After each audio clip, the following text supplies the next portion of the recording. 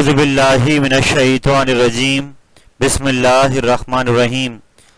Second year physics के तमाम students को खुशामदीद।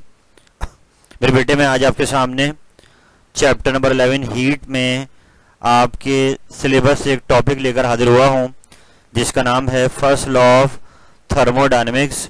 आज हम इसकी स्टेटमेंट को पढ़ेंगे और इसकी कुछ एप्लीकेशंस हैं जो आपके टेक्स्ट बुक में शामिल हैं, उनको हमें कवर करना है। इस उम्मीद के साथ कि आप इस वीडियो लेक्चर को बार बार रिपीट कर कर इससे भरपूर फ़ायदा उठाएंगे। आइए अपने सिलसिले का आगाज करते हैं।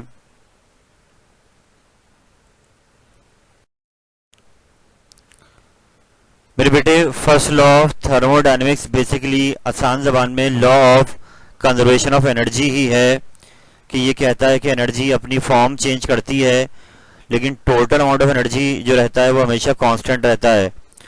नीचे की स्टेटमेंट और लिखी हुई है कि इंटरनल एनर्जी का चेंज है किसी भी आइसोलेटेड सिस्टम के अंदर वो हमेशा कांस्टेंट रहता है। इसकी एक स्टेटमेंट है। तो मैं यहाँ पर थोड़ा ब्रीफ कर दूँ आपको कि बस एनर्जी अपनी फॉर्म चेंज करेगी इसके अकॉर्डिंग।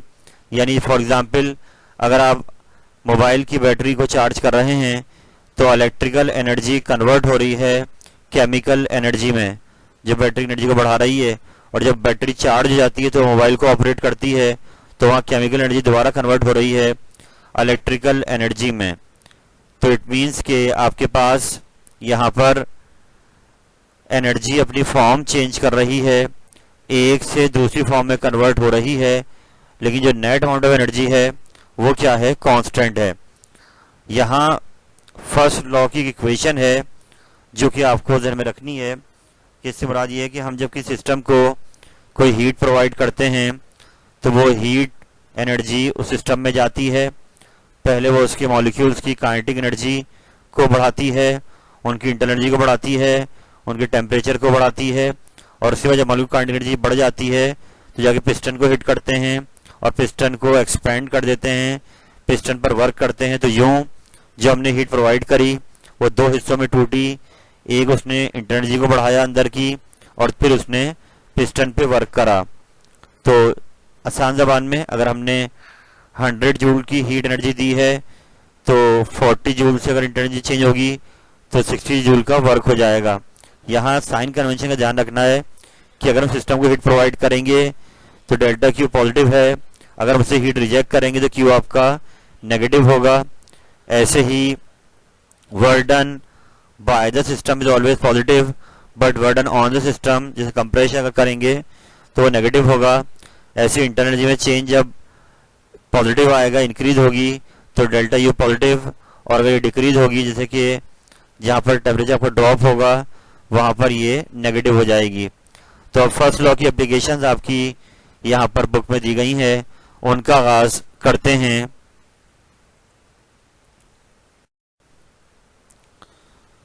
तो मेरे बेटे, यहाँ पर इसकी पहली एप्लीकेशन आप देख रहे हैं आइसोबैरिक प्रोसेस।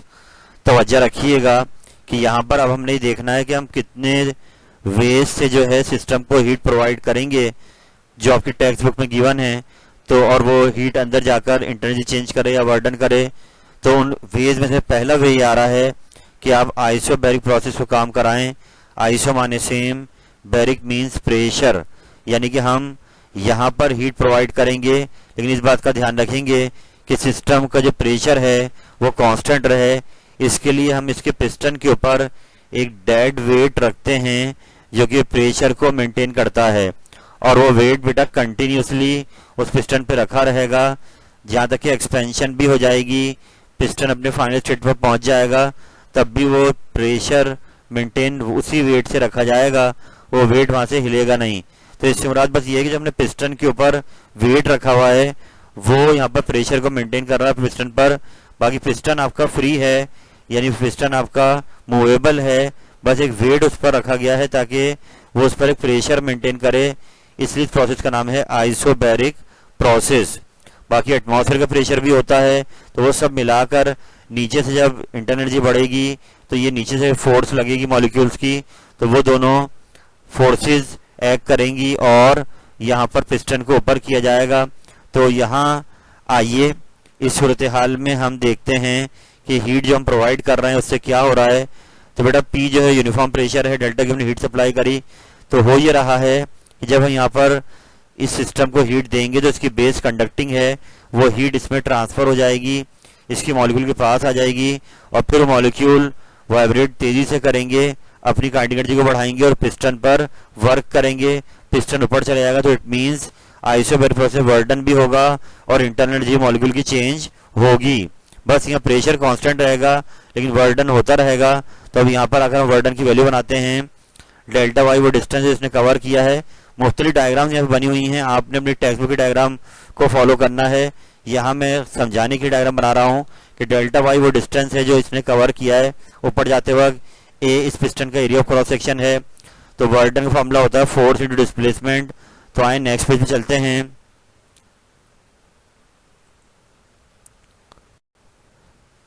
तो बेटे हमने अब यहाँ पर प्रेशर के फॉर्मूले से जो फोर्स अपॉन एरिया होता है, फोर्स की वैल्यू बना ली प्रेशर इंटू एरिया।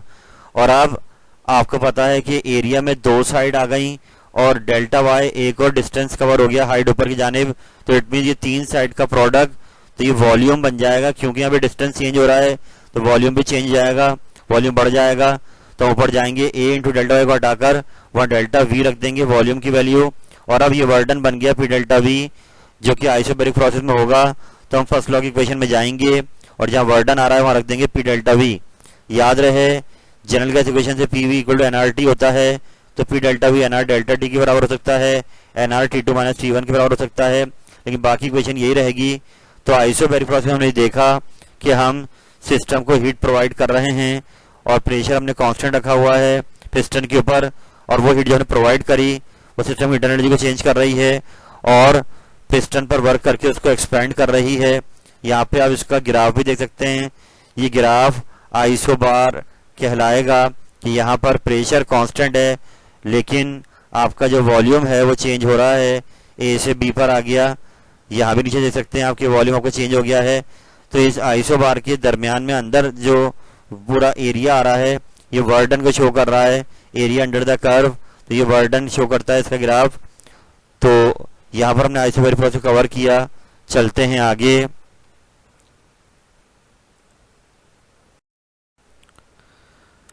तो बेटा हम नेक्स्ट पेज पर आ गए हैं और आपकी बुक में जो अगली एप्लीकेशन फर्स्ट लॉ की दी हुई है इसका नाम है isochoric process. Iso mean same, choric माने स्पेस या वॉल्यूम। यानी अब की बार हम जब सिस्टम को हीट प्रोवाइड करेंगे तो हम उसका वॉल्यूम चेंज नहीं करेंगे, उसका वॉल्यूम फिक्स रहेगा, कांस्टेंट रहेगा। और अब हम जो भी हीट देंगे उससे वर्डन नहीं होगा क्योंकि हमने पिस्टन को टाइट कर दिया है। अब पिस्टन मूवेबल नहीं है, यानी जो भी हीट जाएगी अब वो एक ही काम करेगी कि वो जो मॉलिक्यूल्स गैस के अंदर हैं उनकी इंटरनल एनर्जी को बढ़ाएगी, काइनेटिक एनर्जी को बढ़ाएगी, टेम्परेचर को बढ़ाएगी, लेकिन वो पिस्टन पर वर्क नहीं करेगी। तो आइसोकोरिक प्रोसेस पढ़ लें तफसील के साथ कि नीचे हम देखते हैं कि यहाँ पर हमने वॉल्यूम लिया हुआ है V और डेल्टा की हीट सप्लाई है, डेल्टा यू इंटरनल एनर्जी का चेंज है। और क्योंकि यहाँ पर वॉल्यूम कांस्टेंट रहेगा, पिस्टन आपका फिक्स है, तो चेंज इन वॉल्यूम आपका जीरो आएगा। और जब चेंज इन वॉल्यूम जीरो आएगा तो हमने पीछे देखा था आइसोबैरिक में वर्डन होता है पी डेल्टा वी। तो जब डेल्टा वी ही जीरो है तो वर्डन आपका जीरो आ जाएगा। चलते हैं नेक्स्ट पेज पर।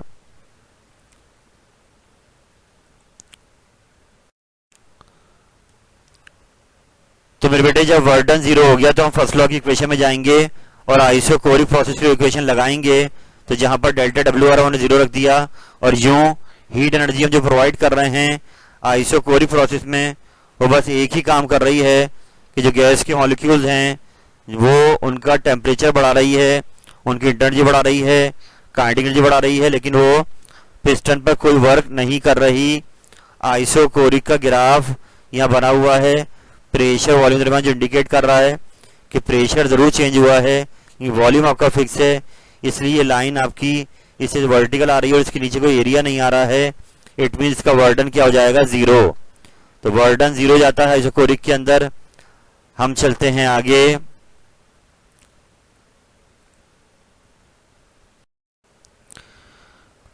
तो बेटा हम नेक्स्ट पेज पर आ गए हैं और यहाँ पर तीसरी एप्लीकेशन जो आपकी बुक में दी गई है फर्स्ट लॉ की, वो आपके सामने आ रही है। आइसोथर्मल प्रोसेस बहुत ही इंपॉर्टेंट स्टेप है ये, क्योंकि आगे इसके बाद हमने जब कार्नोट इंजन पढ़ना है तो वहां पर ये प्रोसेस लगेगा। तो इसमें आइए पहले इसको देखते हैं कि iso mean same, thermal means temperature या हीट। इट मीन्स कि आपके पास ये एक ऐसा प्रोसेस होगा जिसमें आप सिस्टम को हीट तो प्रोवाइड कर रहे होंगे और वो वर्क भी करेगा, लेकिन उसका टेम्परेचर क्या रहेगा, कांस्टेंट रहेगा, जो कि इससे पहले दोनों प्रोसेस में नहीं हो रहा था ऐसा। तो आइए यहाँ पर हमने इसको स्टार्ट लेते हैं कि हमने एक सिलेंडर लिया हुआ है, उसमें गैस है और उसके अब की बार हमारे पास जो पिस्टन है वो मूवेबल है। और अब आइसोथर्मल को हमने क्लासिफाई करा है दो अलग अलग स्टेप्स में, यानी एक्सपेंशन भी हो सकती है और कंप्रेशन भी हो सकती है आइसोथर्मल की। तो पहले एक्सपेंशन को पढ़ते हैं कि इसमें हम क्या करेंगे, सिलेंडर को रख देंगे एक हॉट रिजर्वायर के ऊपर जो इसको कंटिन्यूसली हीट सप्लाई करेगा और ऊपर से हम पिस्टन का लोड बिल्कुल कम करेंगे और स्लोली एंड ग्रेजुअली ये पिस्टन ऐसे ऐसे आपका एक्सपैंड होगा। याद रखें आइसोथर्मल प्रोसेस को आपने स्लोली करना है, ऊपर से लोड ऐसे ऐसे कम करना है, तो ये एक्सपैंड होगा। और यूं जब ये एक्सपेंशन होगा तो मॉलिक्यूल्स को स्पेस मिलेगा और वो ज़्यादा जगह घेर लेंगे अपनी। तो जब वो पिस्टन पर वर्क करेंगे तो जैसे ही वो ठंडे होंगे तो दोबारा से वो नीचे से हीट ले लेंगे रिजर्वायर से और यूं उनका टेम्परेचर कांस्टेंट रहेगा। एक बार फिर जैसे आइसोबैरिक के अंदर हो रहा था कि आइसोबैरिक में आपके पास आपने हीट प्रोवाइड करी और फिर वो हीट अंदर गई, मगर वहाँ हीट कंटिन्यू सप्लाई नहीं हो रही थी। यहाँ आइसोथर्मल के अंदर हीट प्रोवाइड की गई और हीट कंटिन्यू दी जा रही है। तो मॉलिक्यूल जैसे ठंडे होंगे वो दोबारा नीचे से हीट ले लेंगे और यूं सिस्टम का टेम्परेचर सेम रहेगा। तो इसलिए कहलाएगा आइसोथर्मल, यानी कि आप वर्क भी करते जा रहे हैं और टेम्परेचर चेंज नहीं हो रहा है। और जब टेम्परेचर चेंज नहीं हो रहा है सिस्टम की इंटरनल एनर्जी कांस्टेंट रहेगी और इंटरनल एनर्जी को चेंज डेल्टा यू क्या हो जाएगा, जीरो। तो यूं जितनी भी आप हीट प्रोवाइड करेंगे नीचे से वो सारी वर्क में कन्वर्ट हो रही होगी। तो मैक्सिमम वर्क होता है आइसोथर्मल प्रोसेस में। यहाँ इसका ग्राफ बना हुआ है और ये ग्राफ कहलाता है आइसोथर्म। ये थोड़ा सा कर्व होता है लेकिन इसमें जो स्टीपर नेचर है इसकी वो कम है। इसके बाद हम पढ़ेंगे एडियाबैटिक प्रोसेस, वहाँ वो ज़्यादा कर्वेचर का होगा, ज़्यादा स्टीपर होगा।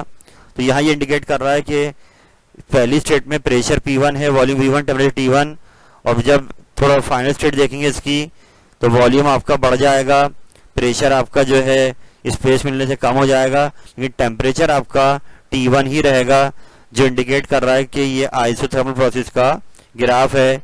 चलते हैं नेक्स्ट पेज पर।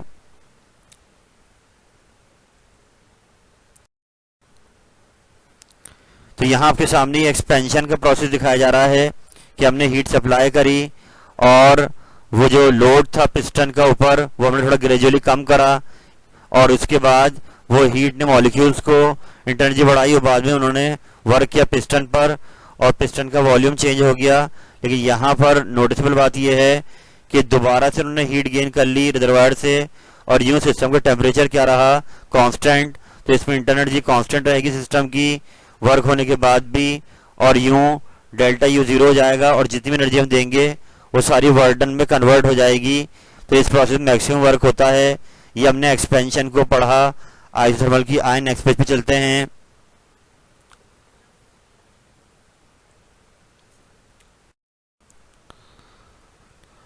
बेटा हम नेक्स्ट पेज पर आ गए हैं। आइसोथर्मल कंप्रेशन आपके सामने आ गया है और इसमें हम क्या करेंगे, इसमें ये करेंगे कि पिस्टन के ऊपर लोड बढ़ाएंगे और लोड बढ़ाने से पिस्टन नीचे आएगा, गैस कंप्रेस होगी, मॉलिक्यूल्स करीब आएंगे, उनकी काइनेटिक एनर्जी बढ़ेगी, टेम्परेचर में इजाफा होगा।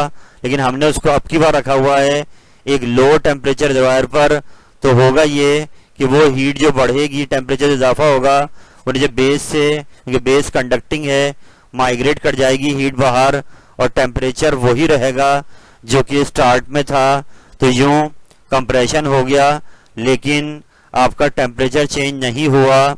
तो इस प्रोसेस में भी इंटरनल एनर्जी कांस्टेंट रहेगी, डेल्टा ई जीरो आएगा, मगर ये वर्डन ऑन द सिस्टम हुआ है तो ये नेगेटिव आएगा, और ये जो हीट है आपकी वो बाहर रिजेक्ट हुई है, इसलिए डेल्टा क्यू माइनस का आएगा।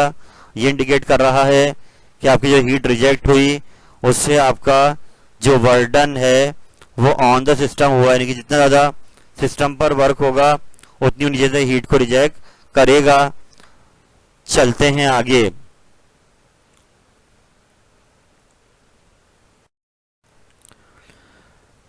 बेटा हम नेक्स्ट पेज पर आ गए हैं और आपकी बुक में जो लास्ट एप्लीकेशन है फर्स्ट लॉ ऑफ थर्मोडायनेमिक्स की, इसका नाम है एडियाबैटिक प्रोसेस, ये आपके सामने आ गई है।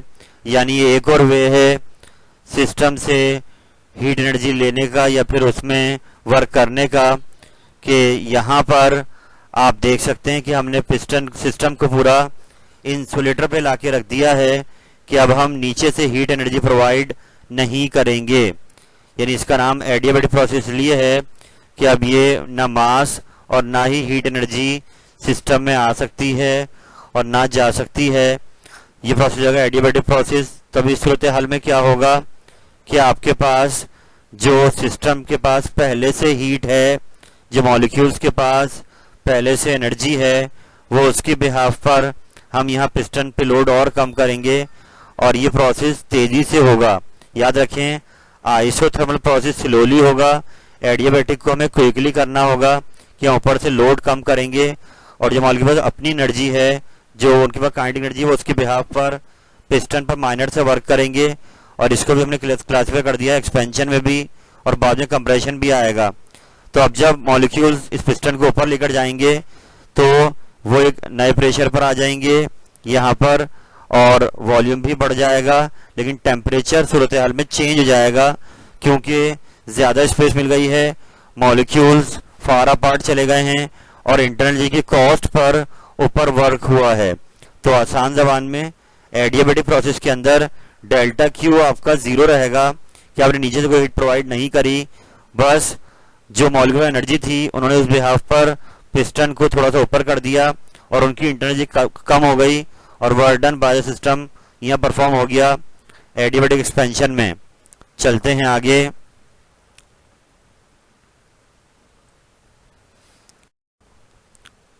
तो बेटा ऐसे ही एडियाबैटिक कंप्रेशन आपके सामने आ गया है कि इस सूरत में भी हमने इस पूरे सिलेंडर को इंसुलेटर पे रखा होगा।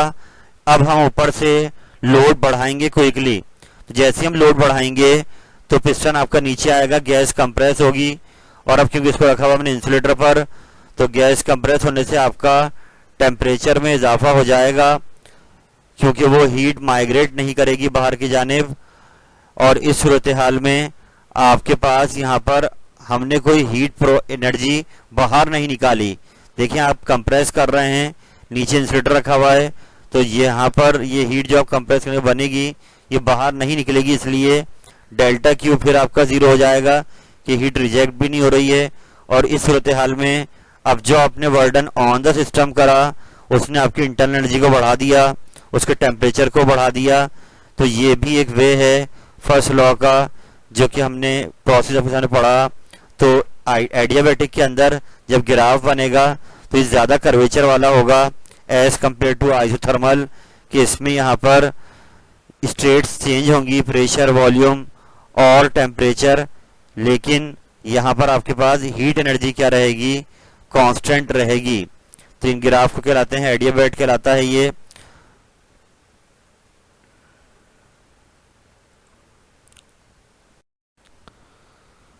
तो बेटा आज की इस वीडियो लेक्चर में मैंने आपके सामने फर्स्ट लॉ ऑफ थर्मोडायनेमिक्स की एप्लीकेशंस को समझाया है, और इस उम्मीद के साथ कि आप इसको रिफ्रेश करते रहेंगे।